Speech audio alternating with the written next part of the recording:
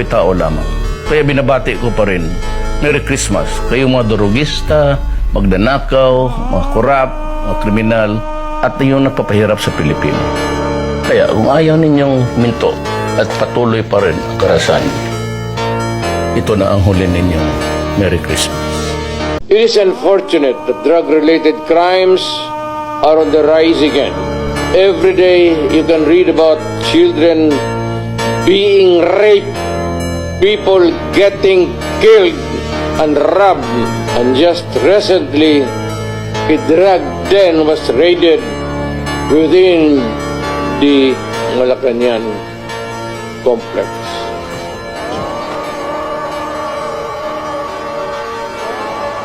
We saw the biggest voluntary surrender of more than 1 million drug users and personalities, which is a feat that has never been seen in the country's history. 1.6 million po ang sumurrender. First 6 months po ito. Kulang na kulang nga po yung mga lugar, no, kung saan sila magsusurrender. Nagkulang po ang mga preso dahil sa dami po ng nagsurrender.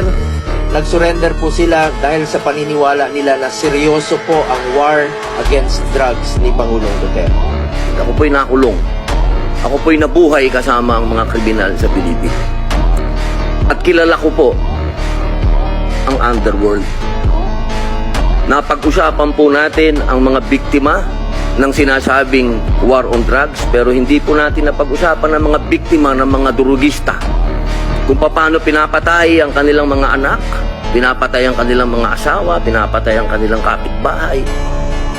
Kung paano po sa loob mismo ng bilibid, kung saan po ako nakulong ng 3 taon at ginawa ko pang pelikula ito. Ang pangalan po ng pelikula, maaari niyo pong panoorin, Hari ng Selda. Dito po ay binunyag ko na sa loob mismo ng bilibid ay nagluluto ng shabu. 1998 po yun. Kung bibilangin po natin yung taon na yun, hanggang sa dumating ang Iron Man, ilang taon po yun. Ganun po kahaba ang mga panahon na namayani at talagang naghahari ang mga drug pusher sa bilibid. Na nung sa panahon ni Pangulong Rodrigo Roa Duterte, masasabi ko na po na natakot ang mga kriminal. Wala pa po siyang ginagawa. Doon lang sa commercial niya na last Christmas yun na to, natakot na ho ang napakaraming kriminal.